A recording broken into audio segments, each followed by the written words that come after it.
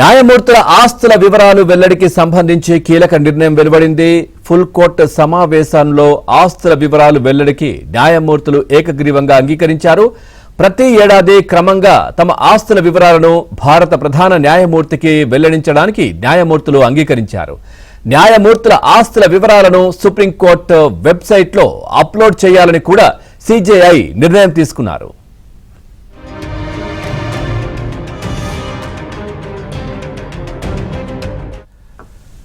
Right, breaking news చూస్తున్నాం. న్యాయమూర్తుల ఆస్తుల వివరాలు వెల్లడికి సంబంధించి కీలక నిర్ణయం అయితే వెలువడింది. ఫుల్ కోర్టు సమావేశంలో ఆస్తుల వివరాలు వెల్లడికి న్యాయమూర్తులు ఏకగ్రీవంగా అంగీకరించారు. ప్రతి ఏడాది క్రమంగా తమ ఆస్తుల వివరాలను భారత ప్రధాన న్యాయమూర్తికి వెల్లడించడానికి న్యాయమూర్తులు అంగీకరించారు. న్యాయమూర్తుల ఆస్తుల వివరాలను సుప్రీంకోర్టు వెబ్సైట్లో అప్లోడ్ చేయాలని కూడా సిజేఐ నిర్ణయం తీసుకున్నారు. ఓవరాల్ గా ఈ అంశానికి సంబంధించి మరింత సమాచారాన్ని మా ఢిల్లీ బ్యూరో చీఫ్ కృష్ణ అందిస్తారు. కృష్ణ, పూర్తి డీటెయిల్స్ ఏంటి? పవన్, ఢిల్లీ హైకోర్టు న్యాయమూర్తి యశ్వంత్ వర్మ నివాసంలో ఇటీవల నోట్ల కట్టలు లభించిన నేపథ్యంలో ఈ యొక్క న్యాయమూర్తులు తమ ఆస్తుల వివరాలను వెల్లడించడం పైన కీలక నిర్ణయం తీసుకున్నారు. సుప్రీంకోర్టు ఫుల్ కోర్టు సమావేశంలో న్యాయమూర్తులు ఏకగ్రీవంగా తమ ఆస్తులను భారత ప్రధాన న్యాయమూర్తికి వెల్లడించేందుకు అంగీకరించారు. ప్రతి సంవత్సరం కూడా క్రమంగా తమ ఆస్తుల వివరాలను సిజేఐకి వెల్లడించేందుకు న్యాయమూర్తులంతా ఏకగ్రీవంగా అంగీకరించడం జరిగింది.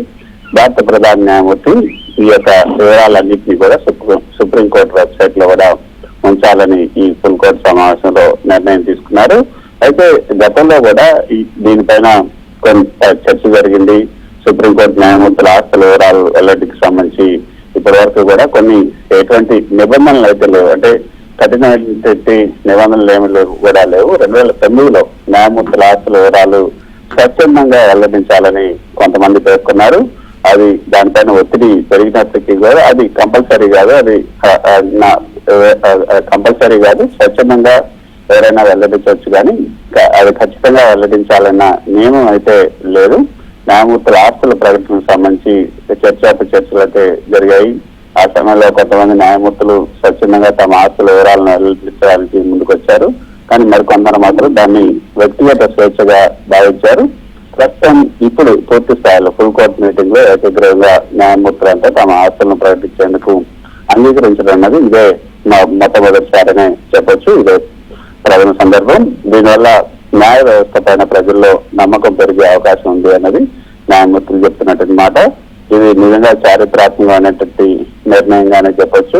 ఇంతకుముందు సిజేఐకి మాత్రమే ఆస్తుల వివరాలు వెల్లడించడం జరిగింది. అయితే వాటిని బయటకి అంటే అవి వెబ్సైట్ లో ఉంచేవాళ్ళు కాదు, సిజేఐకి మాత్రమే చెప్పేవాళ్ళు. సిజేఐ తన వద్ద సిజేఐ ఆస్తులు కూడా వివరాలను రిజిస్ట్రార్ కి ఇచ్చేవారు, కానీ అవి బయటకి బహిర్గతం చేసేవారు కాదు. కానీ ఇప్పుడు మాత్రం సిజేఐ అదేవిధంగా ఇతర న్యాయమూర్తులందరూ కూడా తమ ఆస్తుల వివరాలను వెల్లడించాలని నిర్ణయించుకున్నారు.